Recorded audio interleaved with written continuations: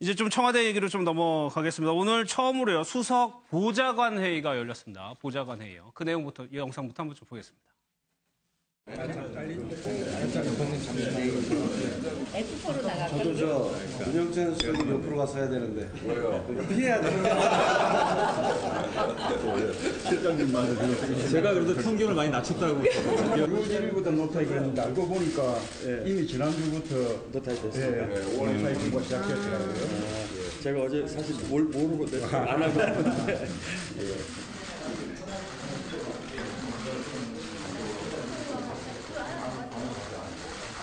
지금 첫 번째 수석보좌관 회의입니다. 저로서는 10년 만에 수석보좌관 회의를 하는 거여서 여러모로 아주 감회가 깊습니다.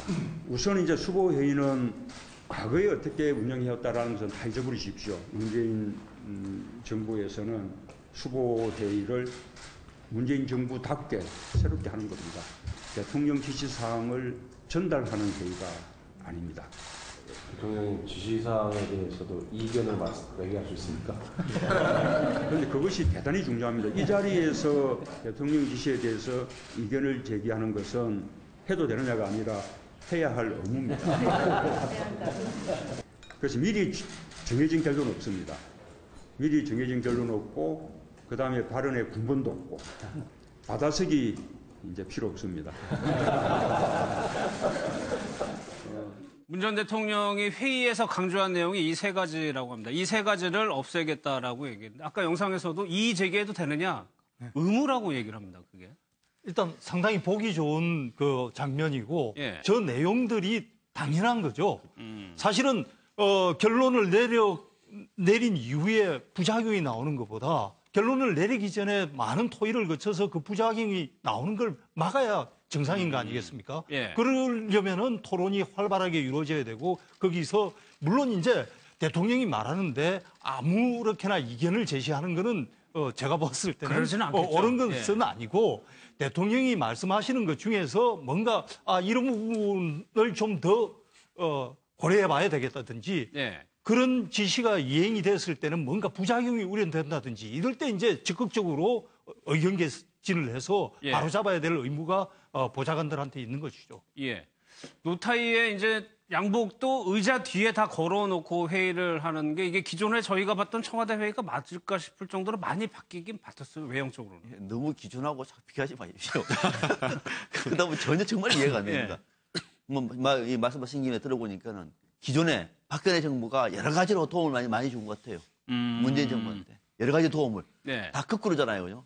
계급장 또 결론 내놓고 예. 받아쓰기.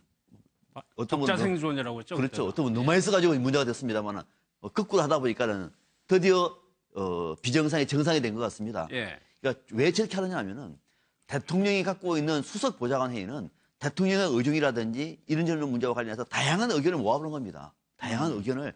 그러니까 결론을 정해놓으면 회의할 필요가 없잖아요. 통보만 하면 되잖아요. 통보한 거 다 적으시오. 하면 열심히 적어놓은 다음에 하면 되는 것인데 그것이 아니라고 하기 때문에 옷도 저렇게 벗고 또 편안하게 얘기하는 모습은 뭐 정말로 비정상의 정상화가 드디어 청와대에서부터 시작되고 있는 것이다. 예. 정치의 제압을 느끼는 그런 장면입니다. 예.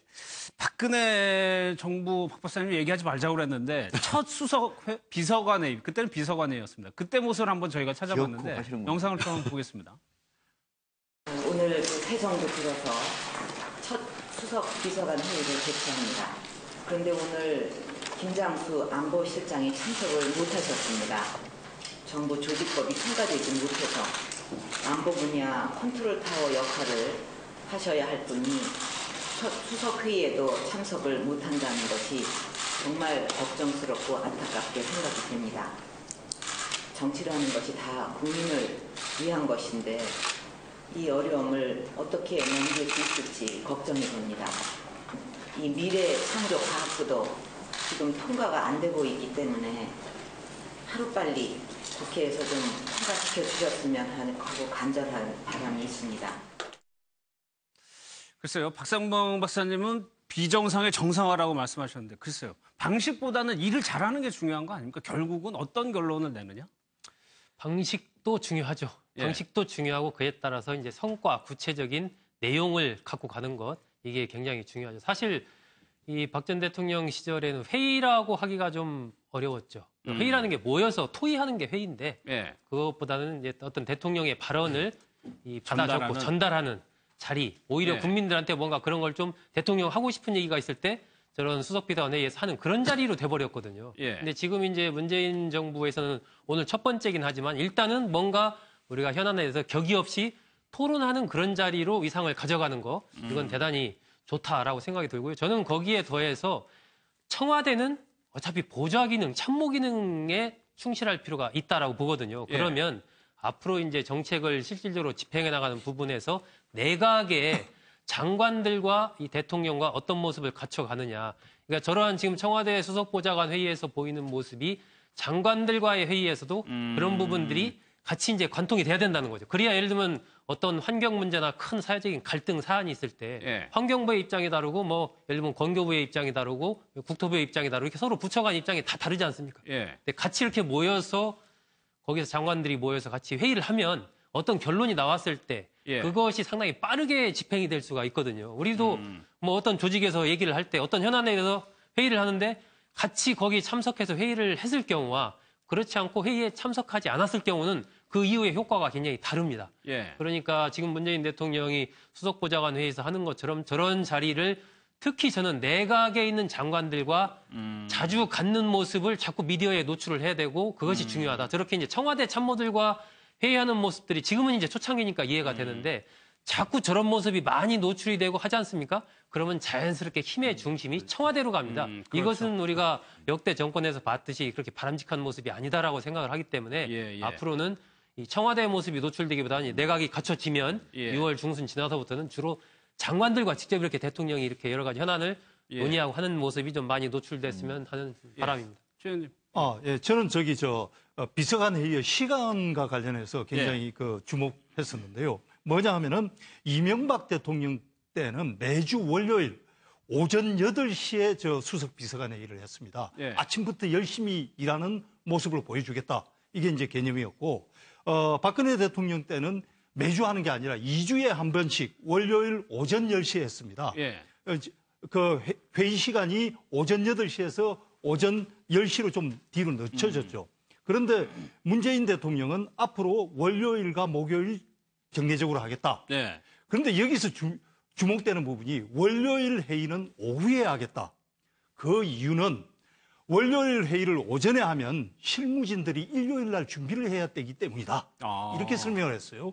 그런데 예. 이 부분에서 상당히 중요한 것이 문재인 대통령이 굉장히 방점을 둔 공약 중에 하나가 쉼표가 있는 삶을 만들겠다. 그랬죠. 그래서 예. 휴가와 이 쉬는 것에 대한 가치를 굉장히 부여를 했습니다. 그래서 공약 중에 보면은 앞으로 퇴근 후에는 전화나 SNS로 업무 지시를 하지 못하게 그런 조치도 취하겠다. 그런 내용도 있었나요? 그런 공약도 있습니다. 그리고 얼마나 휴가나 쉬는 것을 중요시했으면은 예. 며칠 전에 월요일 날 대놓고 휴가를 썼지 않습니까? 그랬죠. 과거에는 상상도 할 수 없는 일이거든요. 그래서 이 보좌관 회의 시간 잡는 것도 그런 많은 것들이 담겨 있다는 뜻에서 굉장히 주목됐습니다. 그래서 월요일 회의는 오후에 하는 걸로. 예, 맞습니다.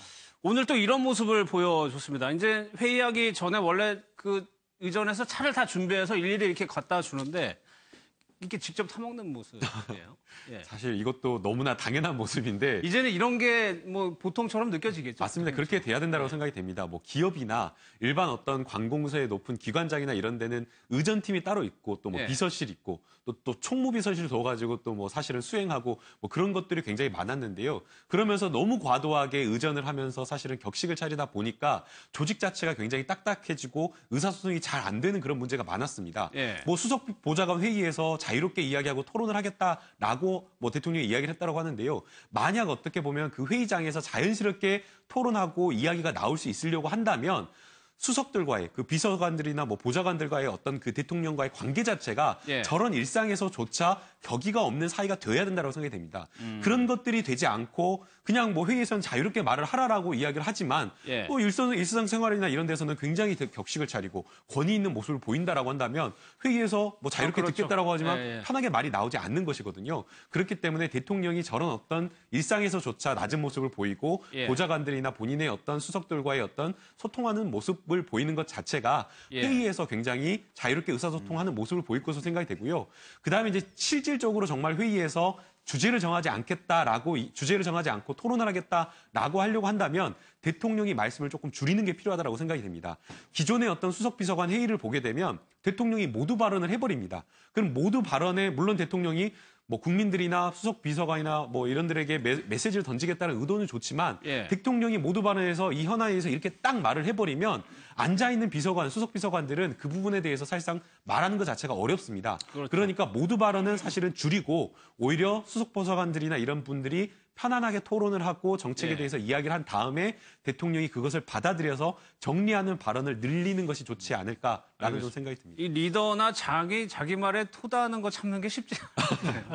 혹시 궁금해 하실 수도 있기 때문에 조금 첨언을 하자면 수석 비서관 회의라는 이름이 왜 수석 보좌관 회의로 이름이 바뀌었느냐. 이 부분에서 보면은 그동안 수석 비서관들이 있었는데 그것 외에 경제보좌관과 과학기술보좌관을 새로 두기로 했습니다. 문재인 정부 때는. 아직 임명이 안 돼서 이 두 보좌관에 대해서 지금 언론에서 자세하게 소개가 안 됐을 뿐인데 보좌관 2명을 신설하기로 했기 때문에 그것을 감안을 해서 이름을 좀 바꾼 거다 이렇게 이해하시면 되겠습니다.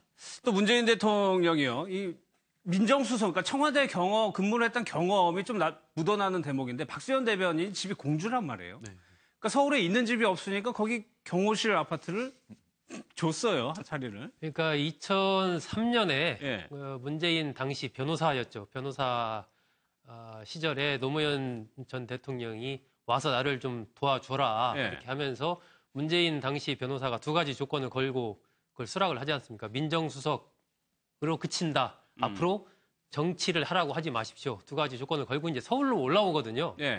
서울로 올라오는데 그 당시 이제 문재인 변호사, 그러니까 민정수석은 서울로 올라오면 그래도 청와대 민정수석이면 뭔가 국가적으로 중요한 일을 하는 사람이니까 뭐 관사 비슷하게 좀 살 수 있는 집이 좀 있겠지 생각하고 왔는데 와서 보니까 아무것도 없는 거예요. 그러니까 당장 잠자는 데에서부터 먹는 거 이런 부분에서 애로사항을 그 당시 겪었던 그런 곤혹스러운 경험이 있으니까 이번에 이제 박수현 전 의원이 대변인으로 이제 임명을 하면서 물어봤던 거죠. 그 뭐 박수현 전 의원이야 지난 그 국회의원 시절에 워낙 공주에서부터 바로 대중교통 이용해서 국회로 출퇴근하는 걸로 유명한 의원이었으니까 어떻게 지금도 출퇴근합니까? 어떻게 합니까? 뭐 이제 물어보니까 마땅히 거처를 지금 못 구하고 있는 상황입니다. 출퇴근하기는 좀 어렵겠습니다. 이렇게 얘기하니까 그러면은 뭔가 좀 청와대 주변에 지금 문 대통령은 박수현 대변인한테 모든 회의에 다 배석을 하라라고 지시를 해놓은 상황 아닙니까?